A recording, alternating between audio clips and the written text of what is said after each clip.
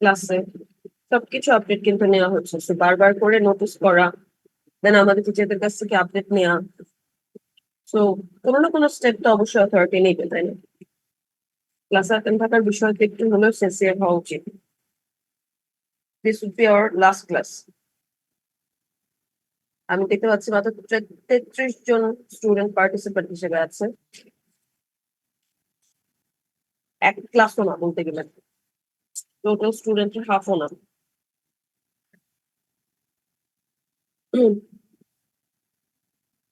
অ্যাটেন্ডেন্সের ব্যাপারে আসলে কেয়ারফুল হন। বাকি যে ক্লাসগুলো বাকি আছে, 4 থেকে 5 সপ্তাহে আপনাদের প্রায় 5টা ক্লাস আপনারা পাবেন।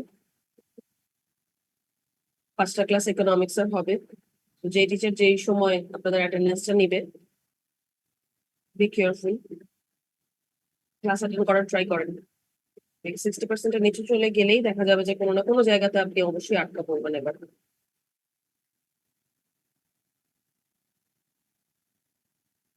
হুম। আচ্ছা। আহ, যদিও জানেন আপনারা যে আজকে আমাদের লাস্ট ক্লাস, আমরা যেই চ্যাপ্টারটা আপনাদের পড়াবো, that chapter is very important, because এটা আমাদের ফাইনালে থাকবেই। প্লাস লাস্ট ক্লাসেও যে চ্যাপ্টারটা পড়িয়েছিলাম এটাও ফাইনালের জন্য অনেক বেশি ইম্পর্টেন্ট। আজকের চ্যাপ্টারটার নাম হচ্ছে সিবিপি। আমি সময় নষ্ট আর না করি, এটা শেয়ার করবো। এবং আজকের চ্যাপ্টারটা শুধুমাত্র যে আমি বলে যাব বিষয়টা এমন না, আপনাদের অবশ্যই কথা বলতে হবে, রেসপন্স করতে হবে, বিকজ এখানে অনেক ডিসিশন মেকিং এর ব্যাপার থাকে।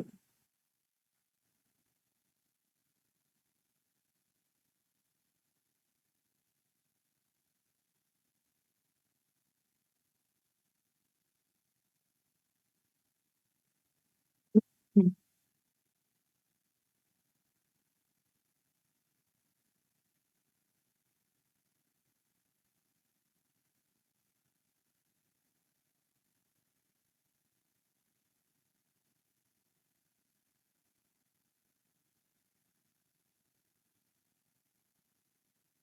দেখতে পাচ্ছেন স্ক্রিন?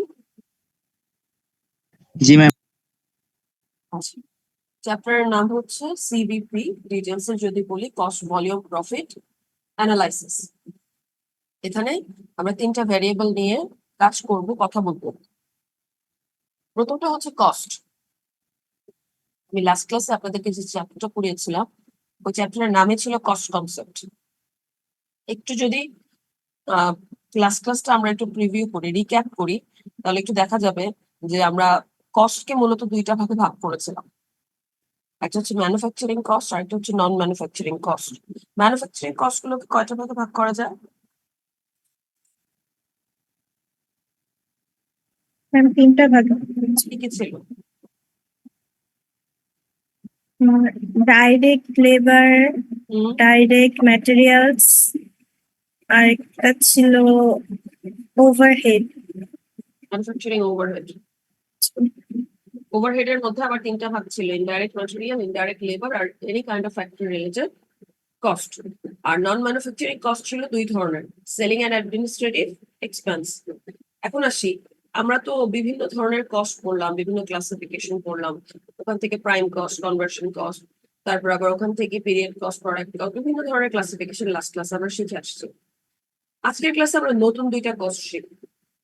নতুন 2টা কস্ট বলতে মানে কস্টের ক্লাসিফিকেশন আগের গুলোই থাকবে, বাট মূল 2টা হেড থাকবে। তার মানে আগে যেমন আমরা পড়লাম ম্যানুফ্যাকচারিং, নন ম্যানুফ্যাকচারিং, সিভিপি অ্যানালাইসিস করার জন্য আমরা ম্যানুফ্যাকচারিং নন ম্যানুফ্যাকচারিং হিসেবে ভাগ করতে পারবো না, বরং সকল খরচকে আমরা জাস্ট 2টা ভাগে ভাগ করব। একটাকে বলা হবে ফিক্সড কস্ট আর একটাকে বলা হবে variable cost. And I think এই 2টা খরচের নাম আপনারা অবশ্যই শুনেছেন। শুনেছেন না? Fixed cost and variable cost. Yes ma'am. Variable cost বা ফিক্সড কস্ট বলতে আমরা আসলে কি বোঝাতে পারি? বইয়ের ভাষা না হলেও আমরা মানে প্র্যাকটিক্যাল লাইফে কি বুঝি আসলে?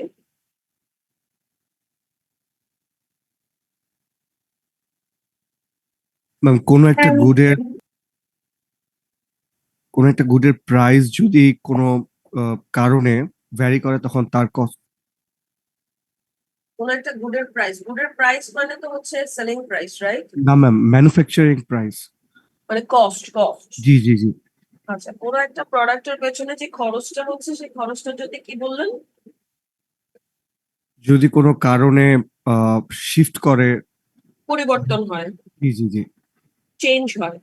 ভ্যারিয়েবল মানে কি? ভ্যারি করবে, পরিবর্তন হবে, রাইট? Yes ma'am. এটাকে আমরা বলতে পারি যে যেই খরচটা আমাদের আপনি বললেন না যে কোন একটা কারণে পরিবর্তন যদি হয়, সে কারণটা হলো লেভেল অফ অ্যাক্টিভিটি, সে কারণটা হচ্ছে ভলিউম। লেভেল অফ অ্যাক্টিভিটি মানে হচ্ছে ভলিউম। ভলিউম মানে কি বোঝায়? সংখ্যা বোঝায়, অ্যামাউন্ট বোঝায়, যে কত ইউনিট কাজ হলো, কত ইউনিট প্রোডাক্ট প্রডিউস হলো, ঠিক আছে, কত ইউনিট সার্ভিস জেনারেট হলো, এটাকে বলা হচ্ছে ভলিউম বা অ্যামাউন্ট বা লেভেল অফ অ্যাক্টিভিটি, যেভাবেই বলি না কেন আমরা। অথবা বলতে পারি ইউনিট, নাম্বারস অফ ইউনিট। যখন নাম্বারস অফ ইউনিটটা পরিবর্তন হবে, তখন যদি কস্টেও পরিবর্তন আসে, সেটাকে আমরা বলবো ভ্যারিয়েবল কস্ট। তার মানে ভ্যারিয়েবল কস্টটা কিসের সাথে ভ্যারি করে, কিসের সাপেক্ষে ভ্যারি করে?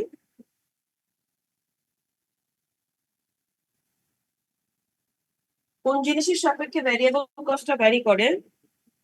Ma'am, manufacturing. নো, এই যে মাত্র বললাম, ভলিউম বা নাম্বারস অফ ইউনিট বা জি জি। অ্যামাউন্ট পরিবর্তন হলে, নাম্বারসে পরিবর্তন আসলে, তখন ভ্যারিয়েবল কস্টেও পরিবর্তন আসে। আচ্ছা, তাহলে ফিক্সড কস্ট কি হবে? ম্যাম যতই। Numbers or amounts can be changed, but that cost will be same. fixed, constant.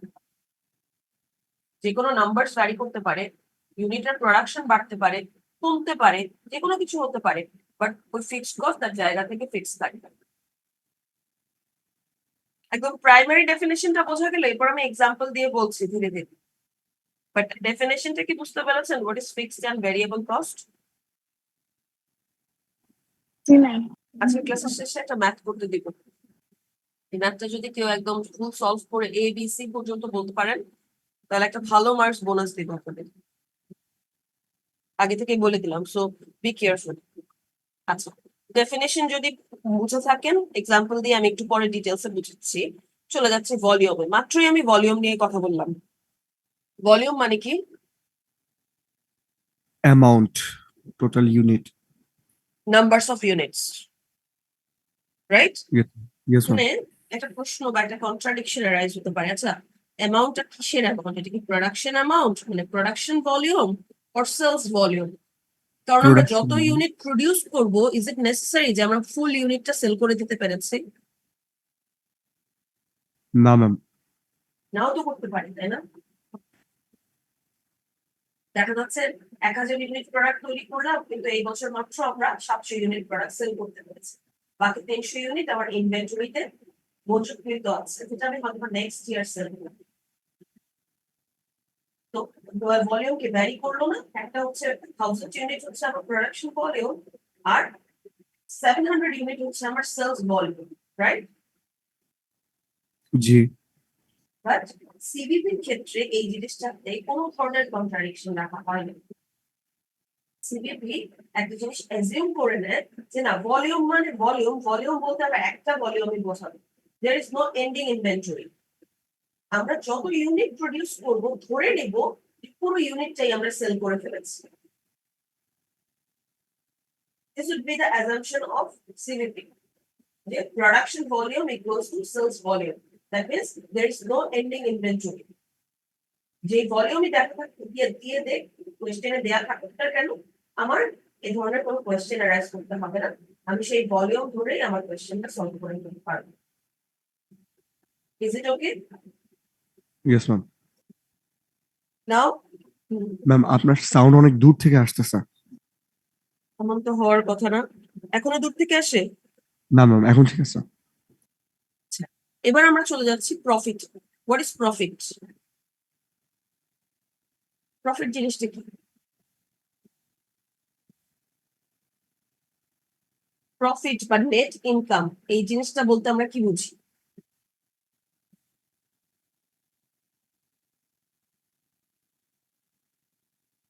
Total income থেকে টোটাল কস্ট, কি বুঝি?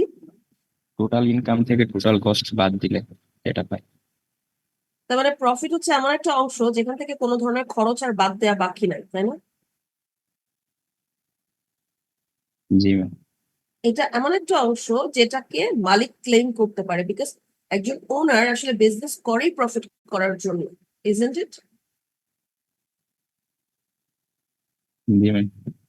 আচ্ছা, তাহলে এই যে প্রফিট করার জন্য যে বিজনেস করা হচ্ছে বা প্রফিটটা এত ইম্পর্টেন্ট বিজনেসের জন্য, টিকে থাকতে গেলে টাইম টু টাইম প্রফিট করে যেতে হবে।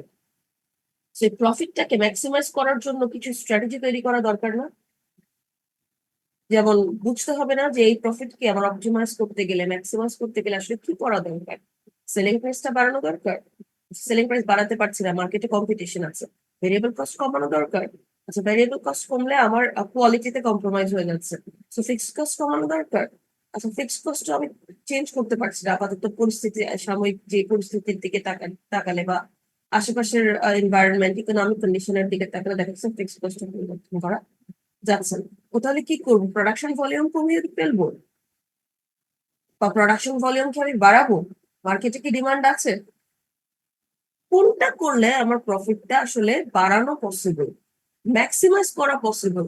অর্গানাইজেশন সবসময় এমন কিছু স্ট্র্যাটেজি বিল্ড আপ করার ট্রাই করে থাকে। সো সিবিপি মানে কি? আমরা কস্ট ভলিউম প্রফিট অ্যানালাইসিস করে we will try to maximise our profit, optimise our profit. আমরা এমন কিছু ডিসিশন নেওয়ার চেষ্টা করব যে সকল ডিসিশন আমাদেরকে একটা বিজনেসের গ্রোথে, প্রফিট মেকিং এর ক্ষেত্রে, টার্গেট প্রফিট অ্যাচিভ করার ক্ষেত্রে হেল্প করতে পারবে। একটু কি বোঝা গেল what is CBP?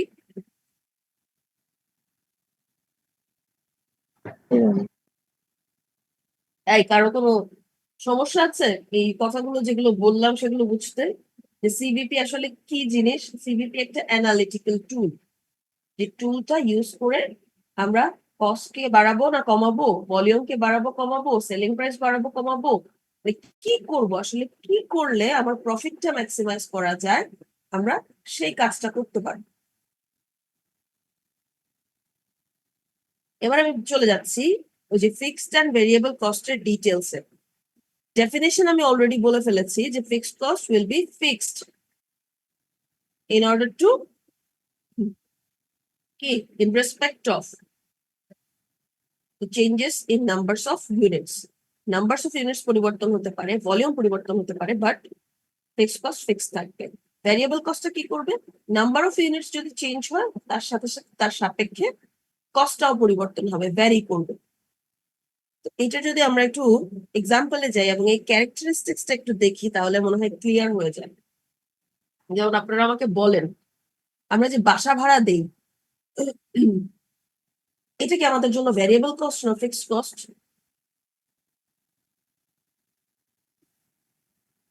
Fixed cost. যেমন আমরা যারা হচ্ছে এই যে বাসা ভাড়া দিচ্ছি, এটা তো আমাদের একটা মেজর কস্টের মধ্যে পড়ে। কখনো যদি আমরা ভেকেশনে চলে যাই, 15 দিন 20 দিন বাসায় না থাকি, বাড়িওয়ালা কি আমাদের 15 দিন 20 দিনের টাকা নিবে না? নাকি আমরা বলতে পারবো যে আমরা তো এতদিন বাসায় ছিলাম না, তো আমি 15 দিনের টাকা পে করবো, বাকি 15 দিনের টাকা আমি কেন পে করবো? Is it possible to say this? No, ma'am. So numbers of units can be varies, numbers of days can be varied, but আমরা ফিক্সড কস্টে কোনো পরিবর্তন আনতে পারবো? ভাড়া যদি 25,000 হয় 25,000-ই দিতে হবে, 50,000 হলে 50,000-ই দিতে হবে, কোনো ধরনের পরিবর্তন আনা পসিবল? No, ma'am. এটা যদি একটা ফ্যাক্টরির সাথে কম্পেয়ার করি, যে একটা ফ্যাক্টরিরও তো ভাড়া দিতে হয়, রেন্টের টাকা পরিশোধ করতে হয়, রাইট? এখন যখন আমরা রেন্টের টাকা পরিশোধ করতে যাই, আমরা দেখা যাচ্ছে কোনো মাসে 500 ইউনিট প্রডিউস করলাম, কোনো মাসে 1000 ইউনিট প্রডিউস করলাম, কোনো মান্থে যে দেখতে পাচ্ছি যে আমার এত বেশি ইনভেন্টরি রয়ে গেছে, এই মাসে প্রোডাকশন বন্ধ রাখলেও হবে। 0 ইউনিট প্রডিউস করলাম, যে মাসে 500 ইউনিট করলাম সেই মাসে আমি এক ধরনের ভাড়া দিব, যে মাসে 1000 ইউনিট করলাম আরেক ধরনের ভাড়া দিব, যে মাসে 0 ইউনিট প্রডিউস করলাম সেই মাসে ভাড়াই দিব না। Is it possible? No, ma'am. তার মানে নাম্বার অফ ইউনিটস কিন্তু চেঞ্জ হচ্ছে, প্রত্যেক মাসে এক এক ধরনের নাম্বার প্রোডাকশন হচ্ছে, এক এক ধরনের নাম্বার আবার সেলস হচ্ছে, বাট ফিক্সড কস্ট ফিক্সড। কোনো পরিবর্তন নাই। Is this example clear? G ma'am. এবার চলে যাই ভেরিয়েবল কস্ট।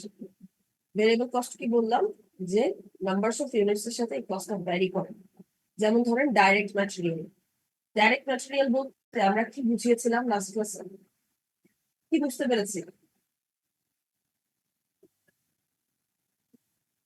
ম্যাম কোন একটা প্রোডাক্ট প্রডিউস করতে যে র ম্যাটেরিয়ালস গুলো ইউজ করা হয়। Exactly. কোন একটা প্রোডাক্ট প্রডিউস করতে যে র ম্যাটেরিয়ালটা ইউজ করা হয়। আচ্ছা ধরেন আমি লাস্ট ক্লাসে এক্সাম্পল দিয়েছিলাম যে আমরা ব্যাগ প্রডিউস করতে গেলে আমাদের লেদারের দরকার পড়ে অথবা রেক্সিনের দরকার পড়ে, যে ব্যাগই প্রডিউস করি না কেন। তো এটা কি, এটা একটা র ম্যাটেরিয়াল। ধরেন আমার একটা ব্যাগ তৈরি করতে আমার যে পরিমাণ লেদার প্রয়োজন হয় সে পরিমাণ লেদারের মূল্য হচ্ছে 2000 টাকা। তাহলে ভ্যারিয়েবল কস্ট কি, আমি যখন একটা ব্যাগ তৈরি করছি তখন আমার 2000 টাকার র ম্যাটেরিয়াল প্রয়োজন হচ্ছে। যেই মাসে আমি 500 ব্যাগ তৈরি করছি সেই মাসে আমার কত টাকা র ম্যাটেরিয়াল দরকার পড়লো, 500 মাল্টিপ্লাইড বাই 2000, 10 লক্ষ টাকার র ম্যাটেরিয়াল আমার দরকার পড়লো। যে মাসে আমার ডিমান্ড বেড়ে গেল, আমি 1000 ইউনিট ব্যাগ তৈরি করব, সেই মাসে আমার ডাইরেক্ট ম্যাটেরিয়ালের খরচ কত বলতে 1000 মাল্টিপ্লাইড বাই 2000, কত, 20 লক্ষ টাকা। দেখেন প্রথম মাসে দরকার পড়লো 10 লক্ষ টাকা, দ্বিতীয় মাসে দরকার পড়লো 20 লক্ষ টাকা। টাকার অ্যামাউন্টটা কি সেম না পরিবর্তন হচ্ছে? পরিবর্তন হচ্ছে। নাম্বার অফ ইউনিটস যখন কম ছিল তখন এক ধরনের কস্ট আমি পেলাম, নাম্বার অফ ইউনিটস বাড়লো, বাড়ার সাথে সাথে কস্টিংও পরিবর্তন আসলো। খুব পরের মাসে আমার যদি কোনো ব্যাগ প্রডিউস করার দরকার না পড়ে, র ম্যাটেরিয়াল বাবদ কোনো খরচ হবে? No ma'am. তার মানে এই কস্টটা পুরোপুরি নাম্বারস অফ ইউনিটস এর সাথে associated, right? Yes ma'am. Number change হলে কস্ট পরিবর্তন হচ্ছে, নাম্বার যদি আমার কোনো প্রোডাকশন হচ্ছে না, সেল হচ্ছে না, কষ্ট হচ্ছে। ওকে, এবার এই ক্যারেক্টারিস্টিক্স একটু দেখি। আমরা জানলাম যে ফিক্সড কস্ট ফিক্স থাকে, ভেরিয়েবল কস্ট ভ্যারি করে, বাট এখানে একটা কথা বলেছে যে না, ফিক্সড কস্ট টোটালের ক্ষেত্রে ফিক্স থাকে, বাট পার ইউনিট যদি আমরা বের করতে যাই ইট ক্যান বি ভ্যারিড। যেমন আমি একটু আগে বলেছি যে রেন্টের টাকার কথা। ধরেন একটা ফ্যাক্টরি, যে ফ্যাক্টরিতে 1000 ইউনিট প্রোডাক্ট প্রডিউস করা যাবে, সেই ফ্যাক্টরির মান্থলি রেন্ট এক্সপেন্স হচ্ছে 50,000 টাকা। এখন আমি সেই ফ্যাক্টরিতে 1000 তৈরি করি, 200 তৈরি করি, 300 তৈরি করি বা 0 ইউনিট তৈরি করি, মাস শেষে আমাকে 50,000 টাকা দিতেই হবে। আচ্ছা ম্যাক্সিমাম কত ইউনিট তৈরি করতে পারবো ফ্যাক্টরিতে?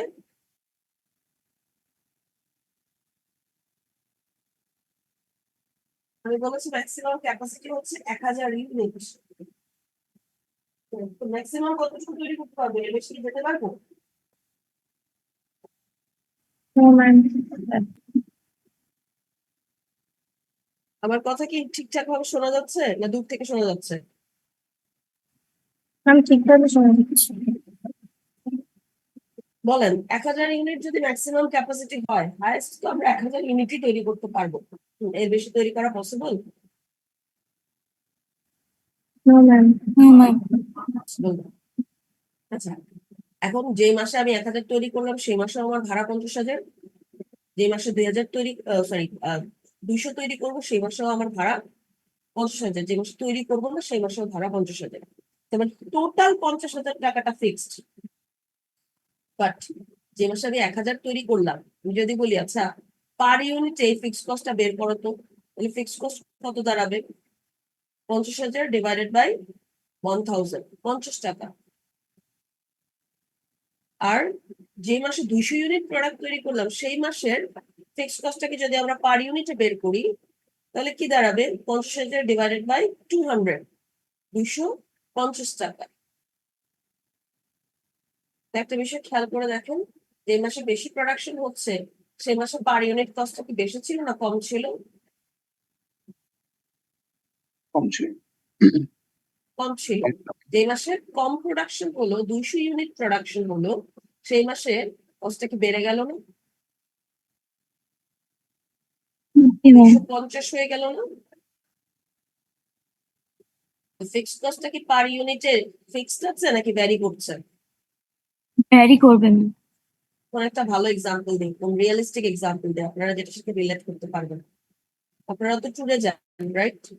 বন্ধু বান্ধব সবাই মিলে ব্যাচ থেকে, সেকশন থেকে বিভিন্ন ট্যুর দেন না? ট্যুরে যাওয়া হয় না? কথাবার্তা না বললে আইডি ধরে ধরে কথা বলবো, এরপর আইডি অ্যাবসেন্ট থাকলে আজকে কিন্তু আমি আসলে স্টেপ নেব। লাস্ট দিনের গুলো আমি আইডেন্টিফাই করে রাখছি, আজকেও যদি আইডেন্টিফাই করতে পারি, মনে করবেন না যে এগুলো একদম ছাড় দিয়ে দেওয়া হবে।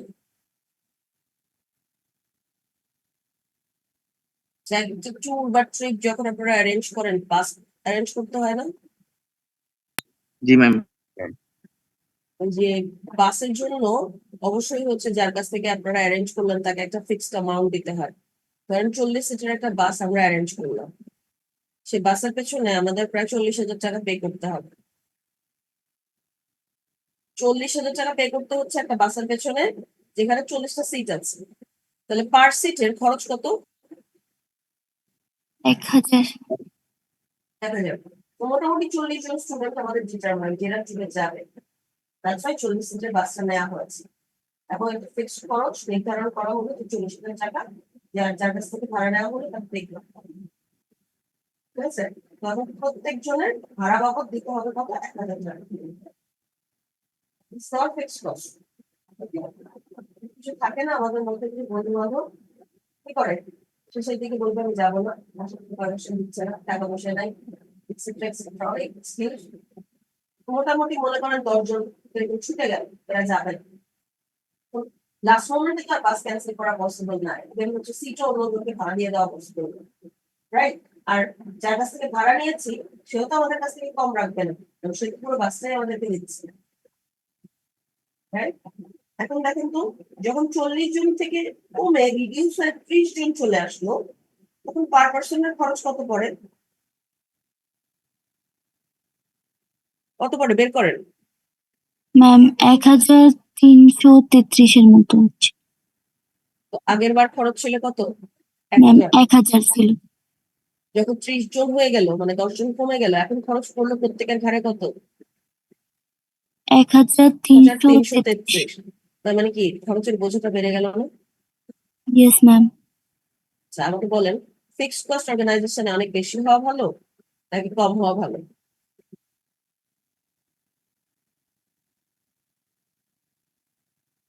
কম হওয়া ভালো ম্যাম। কম বেশি হলে কম কি হওয়া প্রবলেম? ভালো।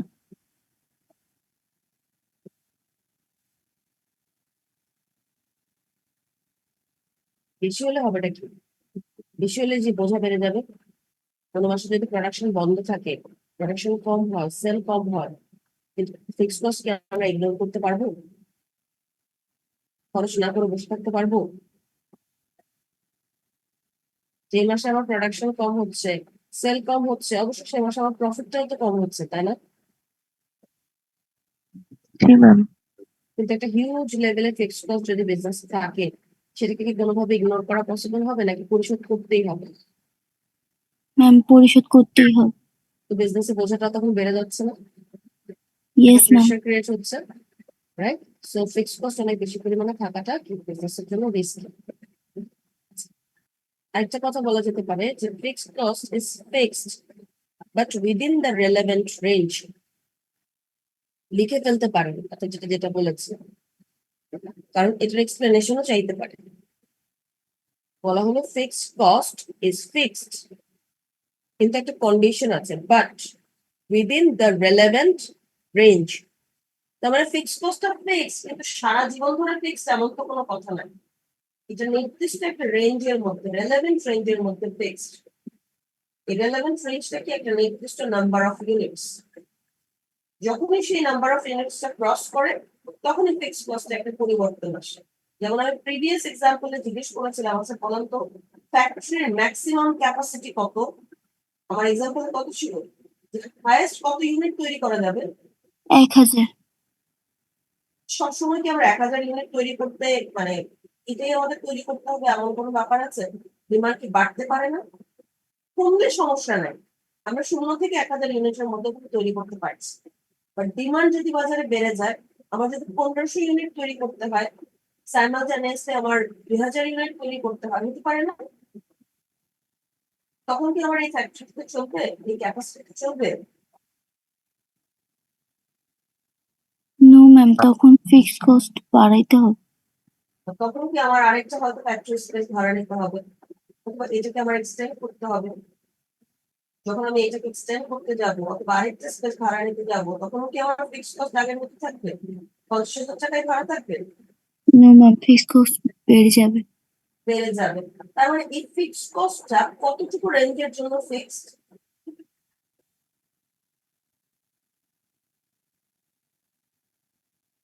কত ইউনিটের জন্য এই ফিক্সড কস্টটা ফিক্সড? ম্যাম, এক্সাম্পল অনুযায়ী ম্যাক্সিমাম 1000 পার ইউনিট যত তত।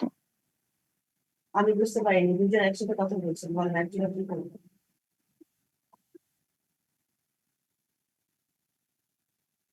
ম্যাম এই এক্সাম্পল যেটা আপনি দিয়েছেন ওইটার জন্য হচ্ছে 1000।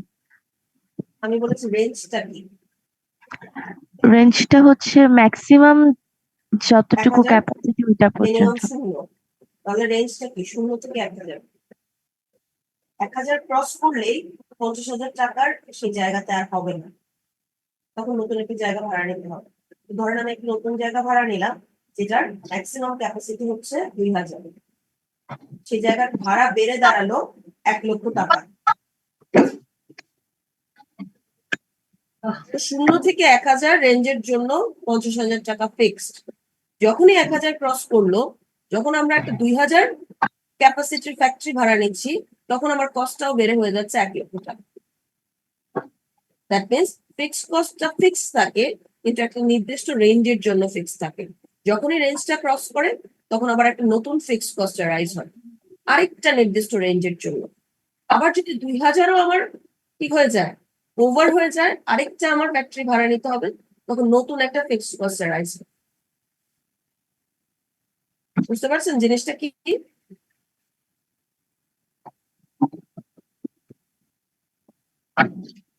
জি ম্যাম। কনসেপ্টটা কি হলো? আচ্ছা, এবার আসি ভ্যারিয়েবল কস্ট। কি বলেছে? ভ্যারিয়েবল কস্টটা ভ্যারি করে কিসের ক্ষেত্রে? টোটালের ক্ষেত্রে, কিন্তু পার ইউনিট ভ্যারিয়েবল কস্টটা কিন্তু ফিক্সড। আমি একটু আগে যে ব্যাগের এক্সাম্পলটা দিয়েছি,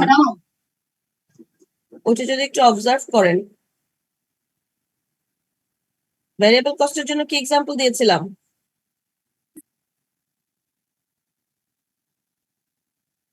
ম্যাম একটা ব্যাগ কিনতে যে লেদার লাগে তার প্রাইস মানে লেদারটা একটা ছিল ব্যাগের আমাদের র জন্য। ম্যাটেরিয়াল। র ম্যাটেরিয়াল জি পার ম্যাম, ইউনিটের প্রাইস কত ছিল? 2000। 2000। পার ইউনিটের প্রাইসটা 2000। এটা কি ফিক্সড ছিল না? এটা কি পরিবর্তন হচ্ছে? No ma'am. আচ্ছা, যখন 1000 ইউনিট তৈরি হচ্ছে, তখন টোটাল ভ্যারিয়েবল কস্ট কত? 1000 ইন্টু 2000, 20 লক্ষ। জি ম্যাম। যখন 500 ইউনিট তৈরি করলাম, তখন কত দাঁড়ালো? 10 লক্ষ। তাহলে ভেরিয়েবল কস্টের টোটালের ক্ষেত্রে পরিবর্তন হচ্ছে না, ইয়েস ম্যাম। পার ইউনিট 2000 টাকা কিন্তু ফিক্সড। এই ক্যারেক্টারিস্টিক্সটা এক্সামে আসতে পারে, এক্সাম্পল সহকারে আপনাদেরকে এক্সপ্লেন করতে হতো। তো আমি এই যে এক্সাম্পল গুলো বললাম, এরকম করে নিজেরা নিজেদের মতো করে এক্সাম্পল ক্রিয়েট করবেন, করে তারপর বিষয়টাকে এক্সপ্লেন করবেন। কস্ট দুইটা যদি মাথায় ঢুকে থাকে, এবার আমরা একটু দেখি আসলে কোন কস্টকে কোন কস্টের আন্ডারে ফেলা যায়। যেমন ভ্যারিয়েবল কস্টের এক্সাম্পল দিয়েছে, সবসময় যে আমরা ম্যাথ করতে যখন যাব বলে দিবে যে এত টাকা ফিক্সড কস্ট আছে, এত টাকার ভ্যারিয়েবল কস্ট আছে, নট নেসেসারি। আপনাকে জেনারিক কিছু কস্টের নাম দিতে পারেন, সেলিং, অ্যাডমিন, তারপর direct material, direct labour, overhead, যেগুলো লাস্ট ক্লাস আমরা পড়েছি। সেখান থেকে আপনার নির্ধারণ করতে হবে এইগুলো হতে পারে ফিক্সড কস্ট, এগুলো ভ্যারিয়েবল কস্ট। আপনি ক্যালকুলেট করতে যে যদি কস্টেই ভুল করে ফেলেন, যে ফিক্সড কস্ট ডিটারমাইন করতে ভুল করলেন, ভ্যারিয়েবল কস্ট ডিটারমাইন করতে ভুল করলেন, তাহলে আপনার পুরো ম্যাথটাই ভুল হয়ে যাবে। So it is very important to determine, to identify the cost accurately. Variable cost কোনটা হতে পারে, ফিক্সড কস্ট কোনটা হতে পারে। যেমন এখানে যে এক্সাম্পল দিয়েছে দেখেন, ভ্যারিয়েবল কস্টের কথা কি বলেছেন? ডিরেক্ট ম্যাটেরিয়াল, ডিরেক্ট লেবার, এগুলো হচ্ছে আমাদের ভ্যারিয়েবল কস্ট, বিকজ প্রোডাকশনের সাথে নাম্বার অফ ইউনিটস এর সাথে এগুলো ক্লোজলি অ্যাসোসিয়েটেড। প্রোডাকশন হলেই ম্যাটেরিয়াল লাগবে, প্রোডাকশন হলেই লেবার লাগবে। প্রোডাকশন হবে না বা কম হবে, যতটুকু হবে ততটুকুর জন্য ততটুকুই খরচ হবে। তো এগুলো কি নাম্বারস অফ ইউনিটস এর সাথে ভ্যারি করে না?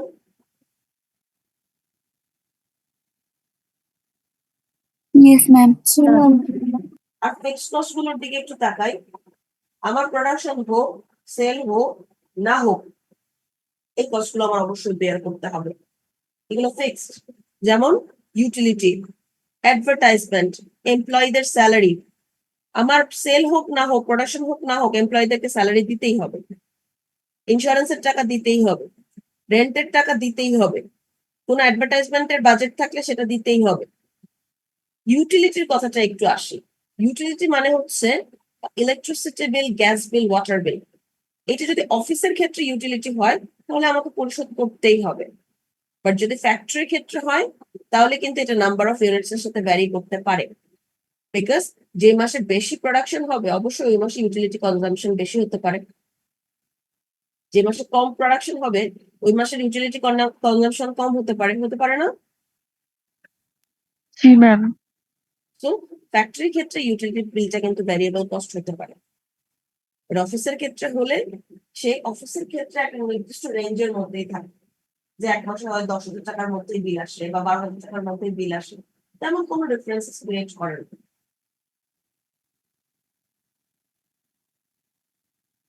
এক্সাম্পল গুলো বোঝা গেল? Yes ma'am. চলে যাই নেক্সট স্লাইডে। কি বললো এখানে, যে why CBP analysis is needed and how it is used by the management। এই কথাটার মানেটা কি? সিবিপি কেন আমাদের দরকার, এটা কি আমার এখন আরো বলতে হবে? আমি তো শুরু থেকে তাই বলে আসছি যে সিবিপি কেন দরকার। কেন দরকার সিবিপি আমাদের? এই স্লাইডের কথা বাদ রাখেন, আমি যা যা বললাম সেটা যদি দুই একটা লাইনে বলতে বলি, বলেন তো। Why do we need CVP analysis? কি দরকার?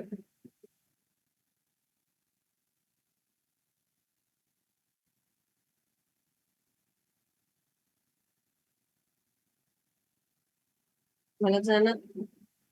ম্যাম প্রফিট কিভাবে ম্যাক্সিমাম করা যায় এটা বুঝতে পারি।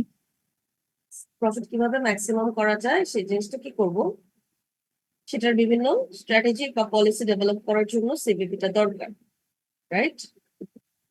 Yes ma'am. এই পলিসির মধ্যে আসতে পারে যে কস্ট কমাবো না বাড়াবো, সেলিং প্রাইসটা বাড়াবো না কমাবো, ভলিউমে কোনো পরিবর্তন আনবো কিনা, মেনি থিংস। আচ্ছা, এই থিওরিটিক্যাল কনসেপ্ট আমি স্কিপ করে গেলাম, এটা নিজেরা আপনাদের থিওরির জন্য পড়ে নেবেন। চলে যাচ্ছে basic components in CVP analysis. এর মানে হচ্ছে আপনারা আসলে কোয়েশ্চেন যখন পাবেন তখন এই কম্পোনেন্ট গুলো সেই কোয়েশ্চেনে থাকতে পারে। যেমন এই যে বারবার করে আমি বলছি volume or activity level or numbers of units, একই কথা, সবগুলো একই কথা। এটা থাকবে। আমাদের এক একটা প্রোডাক্টের unit, per unit selling price কত সেটা থাকতে পারে, পার ইউনিট ভেরিয়েবল কস্ট কত দাঁড়াচ্ছে সেটা থাকতে পারে, টোটাল ফিক্সড কস্ট কত দাঁড়াচ্ছে সেটাও থাকতে পারে। দেন আসি সেলস মিক্স, এটা একটু জানার বিষয়। সেলস মিক্স, প্রতিষ্ঠান সবসময় কি একটা টাইপের প্রোডাক্ট সেল করে? আমাদের আশেপাশে এমন অনেক প্রতিষ্ঠান আছে যারা মাল্টিপল প্রোডাক্ট সেল করে, more than one kind of product sell করে, isn't it? যেমন জি একটা ম্যাম। ছোট একটা রেস্টুরেন্টের এক্সাম্পল দিই অথবা একটা ফুড কার্টের এক্সাম্পল দিই, ওখানে কি জাস্ট একটা আইটেম সেল হয় নাকি মাল্টিপল আইটেম সেল হয়? Multiple item. যখন প্রফিট ম্যাক্সিমাইজ করতে যাব তখন আমাদের জানার দরকার আছে না যে কোন আইটেমটাকে কত ইউনিট সেল করার প্রয়োজন, কোন আইটেমটাকে কত দামে সেল করার প্রয়োজন, কোনটা থেকে আমার কত টাকার প্রফিট আসছে। এই যে কম্বিনেশনটা, এটাকে বলা হচ্ছে সেলস মিক্স। ঠিক আছে, ম্যাথ করলে জিনিসটা একটু ক্লিয়ার হয়ে যাবে আমাদের জন্য। অ্যাজাম্পশনে যাই, this is our last theoretical slide, এরপর আমরা ফর্মুলাতে চলে যাব কুইকলি। অ্যাজাম্পশন মানে হচ্ছে সিভিপি কিছু কিছু জিনিস অ্যাজিউম করে নিয়েছে, যেটা একটা ম্যাথমেটিক্যাল অ্যানালাইসিস, কিছু জিনিস আসলে একটু ধরে নিতে হবে। এখান থেকে দুইটা অ্যাজাম্পশন অলরেডি আমরা জানি। একটা অ্যাজাম্পশন হলো যে সিভিপি সকল খরচকে দুইটা হেডের আন্ডারে নিয়ে আসছে। সেই দুইটা হেডের নাম কি আমরা যে শিখলাম? সব খরচকে যে দুইটা ভাগে ভাগ করেছে, ওই ভাগ দুইটার নাম কি? ম্যাম ফিক্সড কস্ট আর ভেরিয়েবল কস্ট। রাইট। তারপর আমি বলেছিলাম যে এখানে কোনো এন্ডিং ইনভেন্টরি থাকবে না, তার মানে ভলিউম নিয়ে কোনো কন্ট্রাডিকশন থাকবে না। যত ইউনিট প্রডিউস করবো পুরো ইউনিটটাই সেল করে দেবো, বলছি না? জি ম্যাম। দেখেন 4 নম্বরে বলেছে all units produced are sold. আচ্ছা, এখানে আরেকটা জিনিস বলেছেন যে সিবিপি তে নির্দিষ্ট রেলেভেন্ট রেঞ্জের মধ্যে কস্ট এবং রেভিনিউর যে সম্পর্কটা, সেই সম্পর্কটা থাকবে লিনিয়ার। লিনিয়ার মানে কি?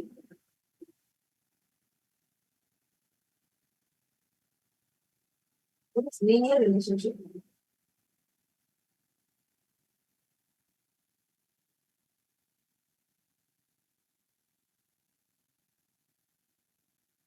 এটা কি সবসময় পসিবল যে একদিকে রেভিনিউ বাড়তে থাকবে আরেকদিকে কস্ট কমতে থাকবে?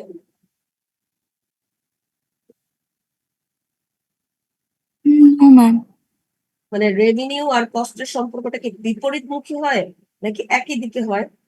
একই দিকে হবে। কিভাবে একই দিকে?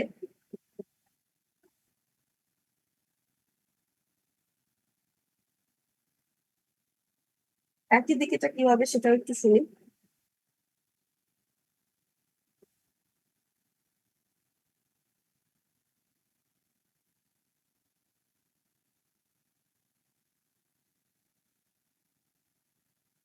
বলতে পারছেন না? ম্যাম, যদি আমরা এক্সট্রা প্রোডাক্ট মানে কোনো গুড এক্সট্রা করি, মানে যদি ফ্যাক্টরিও এক্সট্রা করি, মানে 1,000 ইউনিট না করে যদি 2,000 ইউনিট করি, তাহলে তো আমাদের কস্টও বেড়ে যাচ্ছে, কিন্তু এখানে তো আমাদের প্রফিটও বেড়ে যাবে। আমরা যখন রেভিনিউ বাড়াতে যাব তখন অটোমেটিক্যালি এটার সাথে অ্যাসোসিয়েটেড কিছু কস্ট বেড়ে যাবে। যখন বেশি ভলিউম ইয়েস প্রডিউস করতে যাবো তখন কি আমার কিছুর সাথে কস্ট বাড়বে না? Yes ma'am. কস্ট এবং রেভিনিউ সম্পর্কটা আসলে লিনিয়ার, মানে রেভিনিউ বাড়লে এটার সাথে কিছু অ্যাসোসিয়েটেড কস্ট আমার বাড়বেই আসলে। বাট প্রিপারেশনটা সেম। আমার রেভিনিউ বেশি বাড়লে ট্রাই করবো কস্টটা তো বাড়বেই, কিন্তু সেটাকে যেন কন্ট্রোলে রেখে বাড়ানো যায়। এতে করে কি হবে, টার্গেট প্রফিটটা বেশি অ্যাচিভ করা পসিবল, রাইট? তারপর বললো এখানে যে changes in activity are the only factors that effect cost. আচ্ছা, কস্টের পরিবর্তনের জন্য নাম্বারে পরিবর্তন আনা, কোয়ান্টিটিতে পরিবর্তন আনাটা is the only responsible reason, which is not correct. সব ক্ষেত্রে শুধুমাত্র যে আমার নাম্বার পরিবর্তন হলেই কস্ট পরিবর্তন হবে এটা কিন্তু কারেক্ট না। আমার যদি কোনো পলিটিক্যাল ইস্যু হয়, পলিটিক্যাল আনস্টেবিলিটি হয়, হরতাল টরতাল শুরু হয়ে যায়, র ম্যাটেরিয়ালের দাম বেড়ে যায় না? যোগাযোগ ব্যবস্থা যখন নষ্ট হয়ে যায় তখন এক জায়গা থেকে আরেক জায়গায় র ম্যাটেরিয়াল আনা যায়? কোনো ন্যাচারাল ডিজাস্টার হলে আমাদের অনেক শিপমেন্ট পেন্ডিং থাকে, হোল্ডিং থাকে, আসতে পারে না, তখন কি জিনিসপত্রের দাম বেড়ে যায় না? জি ম্যাম। অনেক কারণেই কিন্তু আসলে কস্টিং এর পরিবর্তন হয়, বাট সিভিপি তে ধরে নেওয়া হলো যে না, আমরা বাকি রিজন গুলো কনস্ট্যান্ট রাখি। এক্ষেত্রে আমরা শুধু দেখবো যে ভলিউমের পরিবর্তনটা কস্টকে কিভাবে এফেক্ট করে। আচ্ছা, লাস্ট ওয়ান হচ্ছে এখানে বলে দিয়েছে যে sales mix will remain constant. এই জিনিসটা আমি এখন এক্সপ্লেন করবো না, এই জিনিসটা আমরা যখন ম্যাথ করবো তখন বুঝে যাবো। জাস্ট এইটুকু মাথায় রাখি যে একটা সেলস মিক্স ফাইন্ড আউট করতে হবে এবং থ্রু আউট দ্য ক্যালকুলেশন ওইটাকেই আমার কনস্ট্যান্ট হিসেবে ধরতে হবে। অ্যাজাম্পশনে আর কারো কোনো কোয়েশ্চেন আছে? যদি না থাকে আমি আমি একটু ফর্মুলাতে যেতে চাচ্ছি।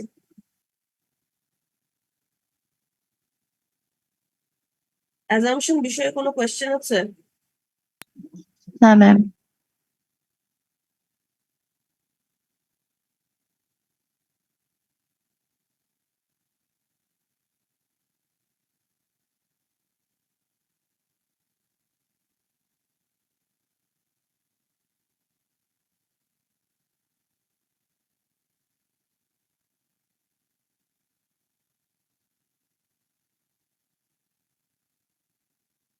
আমি দুইটা স্ট্রাকচার দেখাতে চাই। একটু সময় নিচ্ছে।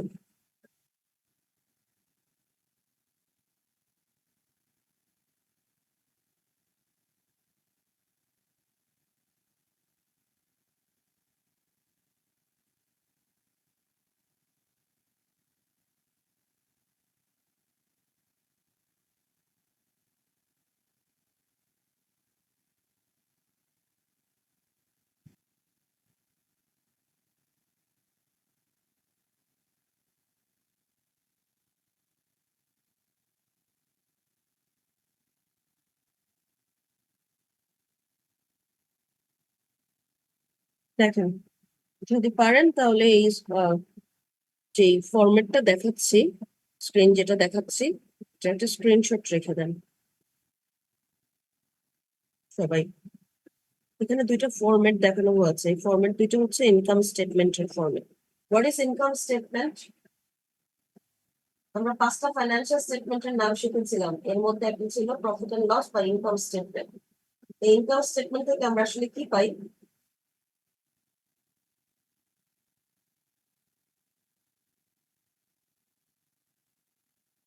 ক্লাসের ছেলেগুলো কি ঘুমায়?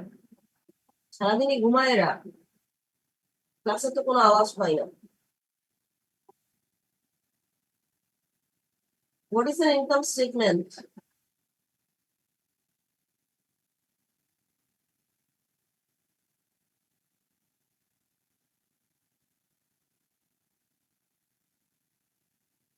এই স্টেটমেন্ট থেকে কি জানা যায়?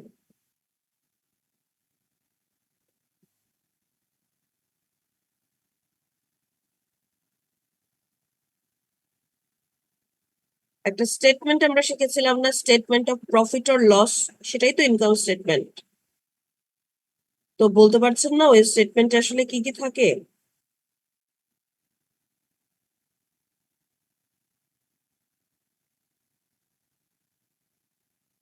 আইডি 42।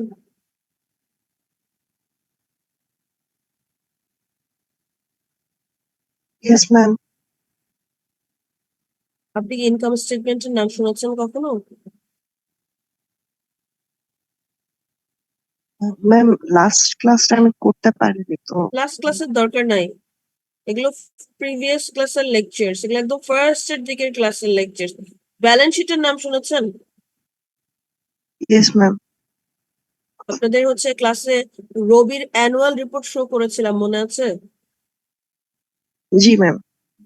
ওখানে একটা স্টেটমেন্ট ছিল না, ইনকাম স্টেটমেন্ট বা statement of profit or loss? Um, মনে নাই না? মনে করেন। ওকে, আইডি 85।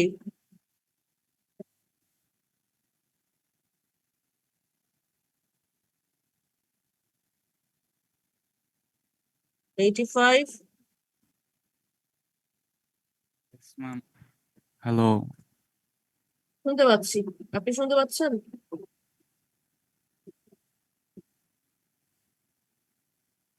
ম্যাম, শোনা যাচ্ছে ম্যাম? 85, আপনি কিছু বলেছেন? আমি জাস্ট শুনতে পেয়েছি আপনি হ্যালো বলেছেন। ইয়েস ম্যাম, শোনা যাচ্ছে ম্যাম। আচ্ছা, আপনি আমার ইনকাম স্টেটমেন্টের নাম মাইকে শুনেছেন? প্রবলেম করে ma'am. Yes ma'am. Income statement থেকে আমরা কি ফাইন্ড আউট করতে পারি?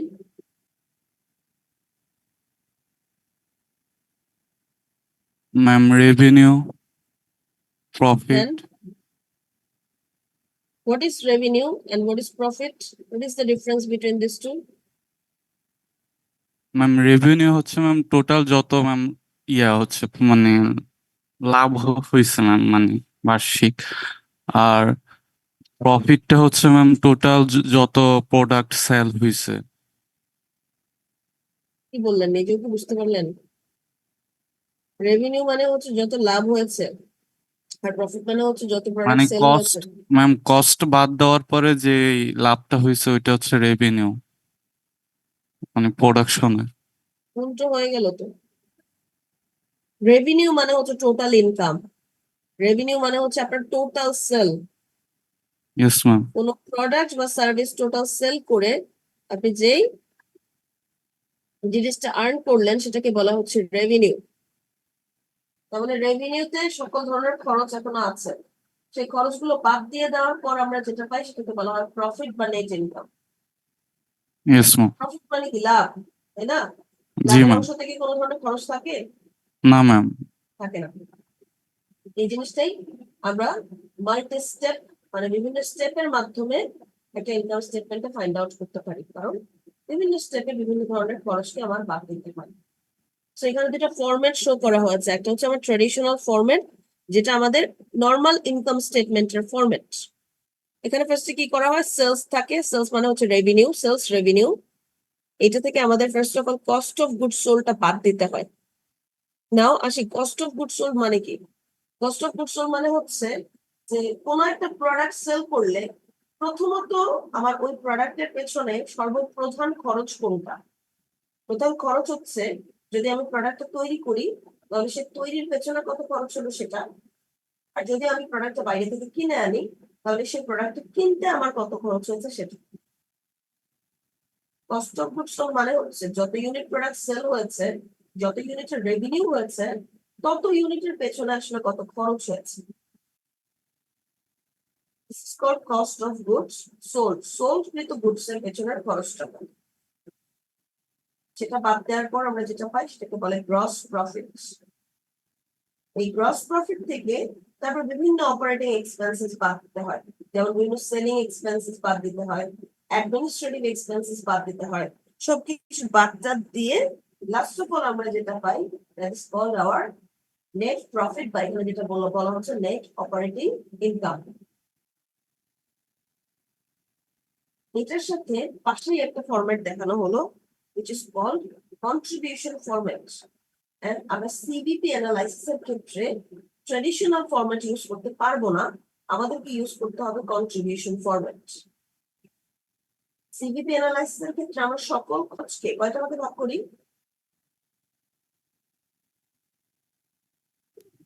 দুইটা। Variable and fixed.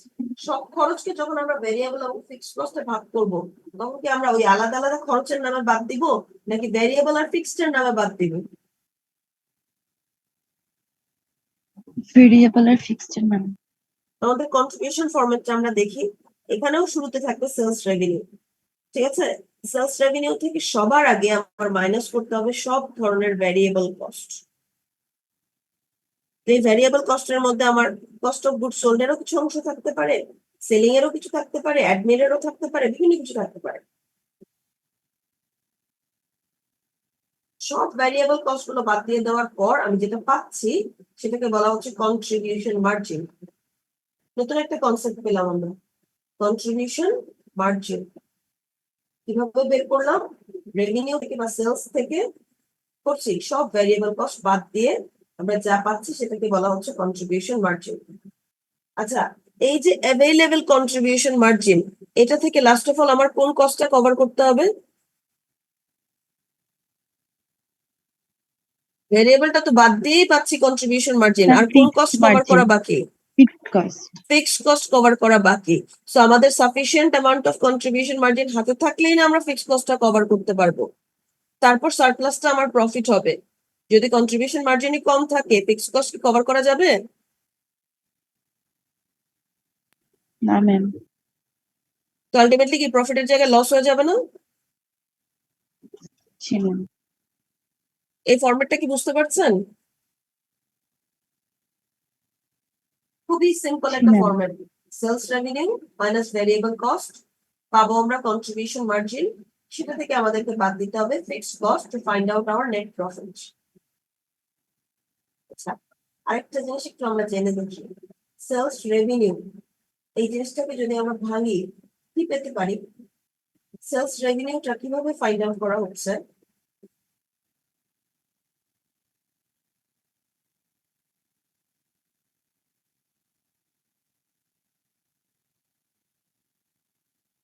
আমি যদি বলি একটা কোম্পানি 5টা ব্যাগ সেল করেছে 2000 টাকা করে, তাতে সেলস রেভিনিউ কত?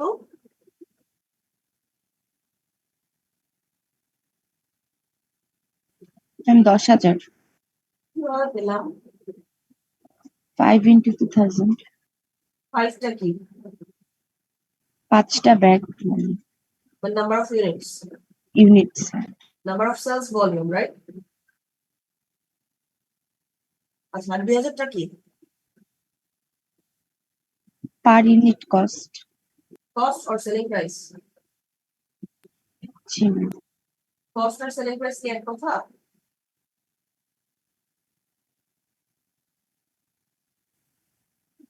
ও না না ম্যাম, কস্ট Cost আর selling price কি এক কথা?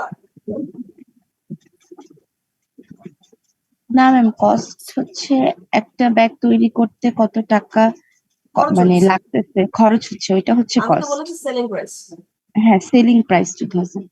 Sales revenue বের করতে গেলে আমার কি লাগবে? Number of units sold multiplied by per unit selling price, right?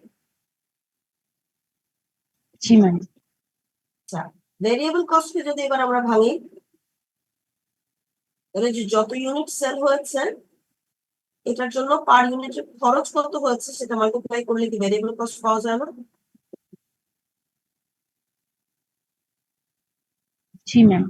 তো আমি একটু আগে বললাম যে 2000 টাকার সেলিং প্রাইস আর আমার ব্যাগটা সেল হলো, এটার যদি ভেরিয়েবল কস্ট আমার 1200 টাকা হয় পার ইউনিটে, 5টা ব্যাগ সেল করেছি, তাহলে টোটাল ভেরিয়েবল কস্ট কত? 1200 মাল্টিপ্লাইড বাই 5। 5। G ma'am. তাহলে সেলস রেভিনিউটাকে ভাঙা যায়, ভেরিয়েবল কস্টটাকেও ভাঙা যায়, রাইট? পার ইউনিটে এগুলোকে ভাগ করা যায়। ওকে, এতটুকু যদি বুঝে থাকি, এবার আমি আমার ফর্মুলা লিস্টটাতে চলে যাই। দেখেন অনেক কিছু মিল পাবো এখন আমরা।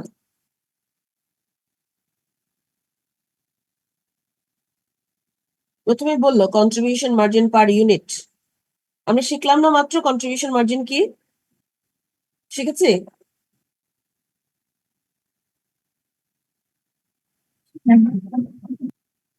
কন্ট্রিবিউশন মার্জিন মানে কি ছিল? Sales revenue minus variable cost, right? জি ma'am.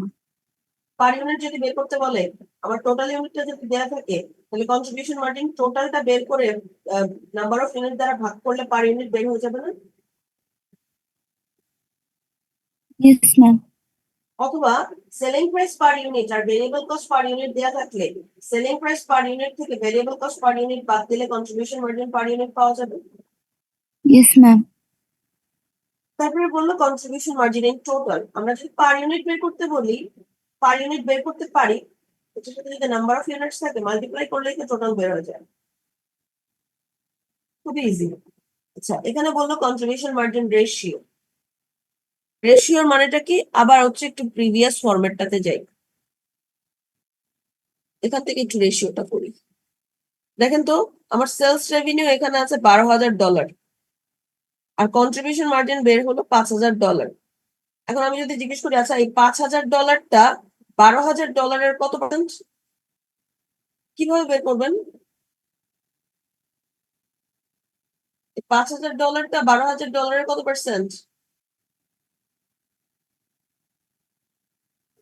Ma'am 5000 by 12000 into 5,000 100। divided by 12,000 into 100. This is called contribution margin ratio. যে কন্ট্রিবিউশন মার্জিনটা সেলস রেভিনিউ কত percent? 5,000 divided by 12,000 multiplied by 100, দেখবেন বের হবে 41.67%। এটাই হচ্ছে এখানকার কন্ট্রিবিউশন মার্জিন রেশিও। এটা নিয়ে একটু আগে আমরা দেখলাম যে কথা বলেছে, বললো CM per unit divided by selling price per unit. এটা পার ইউনিটে দেখিয়েছে, টোটাল থাকলে টোটালেও সেম একই বের হবে। এবার আসি বিইপি, নতুন একটা concept. What is BEP? Economics পড়েছেন এখনো?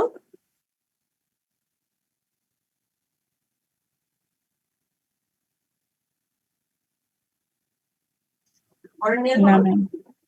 ব্রেক ইভেন পয়েন্ট পড়েননি? না ম্যাম। ব্রেক ইভেন পয়েন্ট মানে হচ্ছে এমন একটা পয়েন্ট যে পয়েন্টে রেভিনিউ এবং কস্ট হচ্ছে সিমিলার, সমান। ব্রেক ইভেন পয়েন্টের বাংলা হচ্ছে সম আয় ব্যয় বিন্দু। এটা কখন আসলে আসে? একটা প্রতিষ্ঠান যখন নতুন শুরু হয় বা একটা বিজনেস যখন আমরা নতুন শুরু করি, প্রথমেই কি আমাদের টার্গেট থাকে যে এই মাসে আমার 20,000 টাকা প্রফিট অ্যাচিভ করে ফেলতে হবে, নাকি প্রথম দিকে টার্গেট আমাদের রাখতে হবে আচ্ছা ভাই প্রতি মাসে প্রফিট না হোক, অ্যাটলিস্ট লস যেন না হয়। আমার এতটুকু রেভিনিউ অন্তত অ্যাচিভ করতে হবে যার মাধ্যমে আমার পুরো কস্টটা কভার হয়ে যাবে, অন্তত আমি লসে যেন না পড়ে যাই। এটা একটা রিয়ালিস্টিক কনসেপ্ট না? তো ব্রেক ইভেন পয়েন্ট এমন ma'am. একটা পয়েন্ট যে পয়েন্টে আপনার রেভিনিউ এবং কস্ট সমান হবে, জিরো প্রফিট জিরো লস, কোনো প্রফিটও নাই কোনো লসও নাই। আচ্ছা, সেই পয়েন্ট থেকে যদি আপনি একটু উপরে সেল করেন তাহলে কি হবে?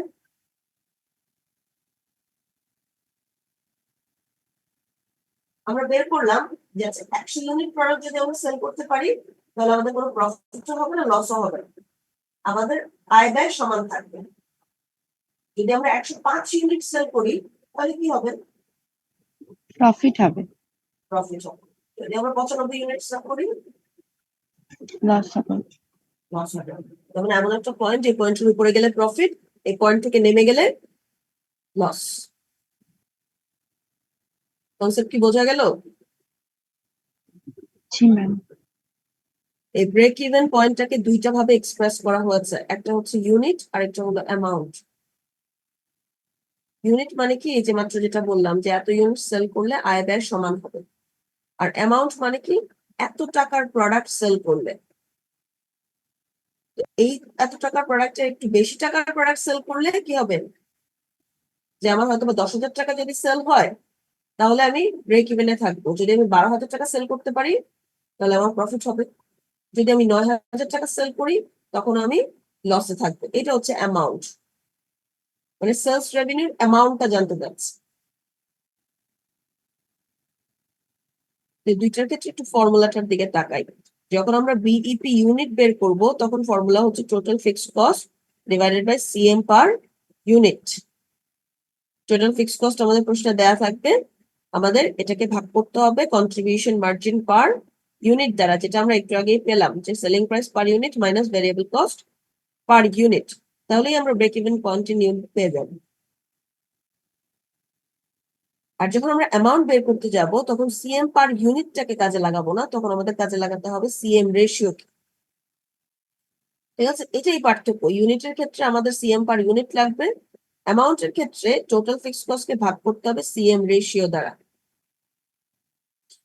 আচ্ছা, এবার যাই 6, 7 আর 8 নাম্বার ফর্মুলাতে।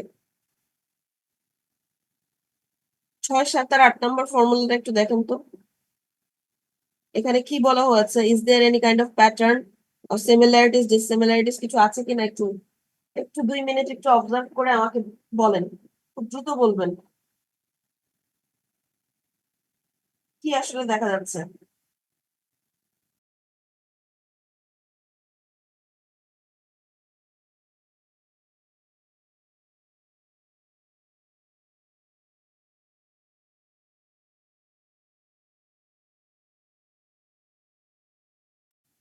তিনটাই সেম।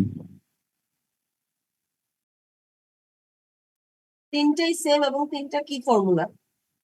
প্রফিট একটু আগে বের যে করতে হবে। কন্ট্রিবিউশন ফরম্যাট দেখলাম ওইটাই না?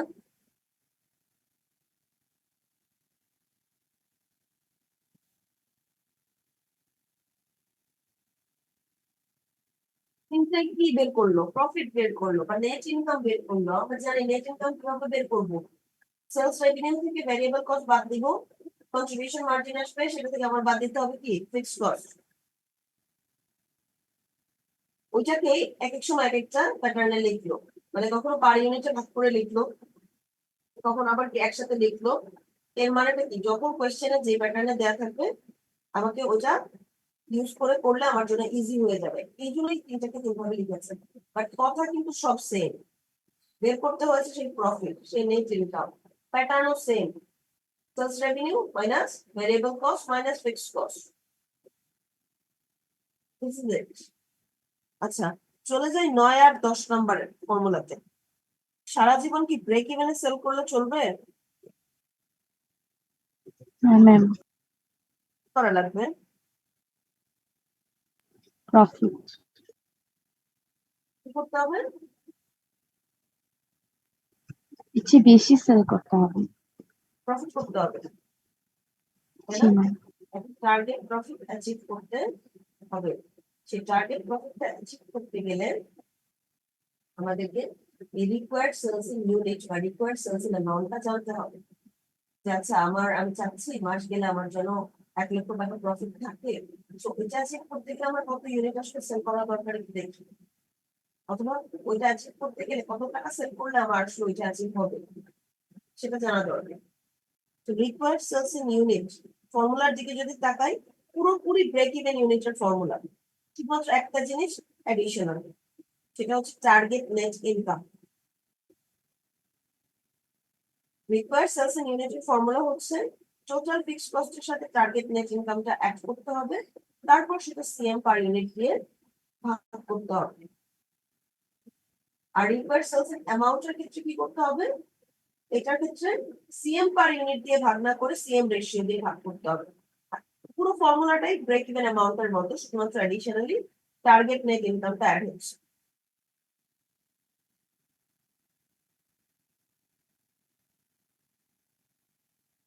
এটা হলো পার্থক্য। প্যাটার্নটা মনে রেখে যদি মুখস্থ করতে চান খুব ইজি হবে। যদি নিজে অন্ধের মতো মুখস্থ করা স্টার্ট করেন মনে হবে অনেক ফর্মুলা কিন্তু মুখস্থ হচ্ছে না।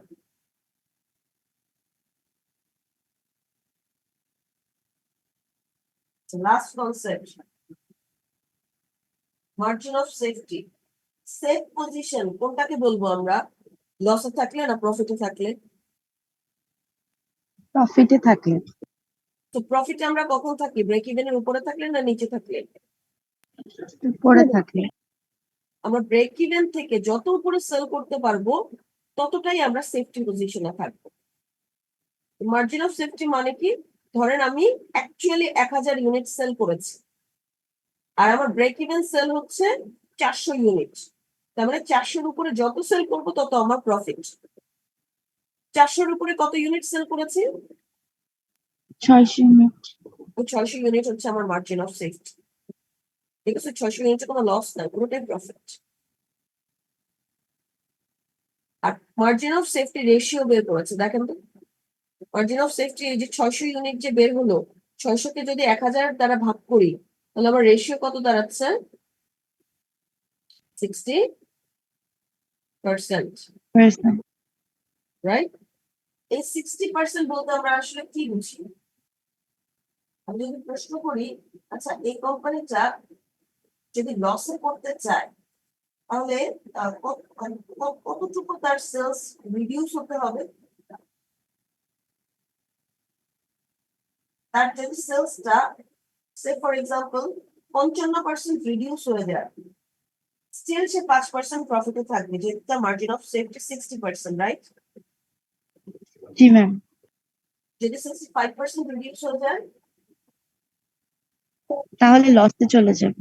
তাহলে সে লসে চলে যাবে। ইভেন 61% রিডিউস হয়ে গেলে সে 1% লসে চলে যাবে। যদি 59% রিডিউস হয় স্টিল সে 1% প্রফিটে থাকবে। Is it clear? G ma'am. Now practice problem দেখি।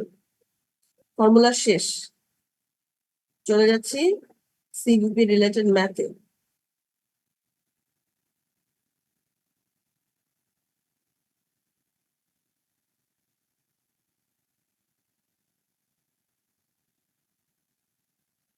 দেখতে পাচ্ছেন?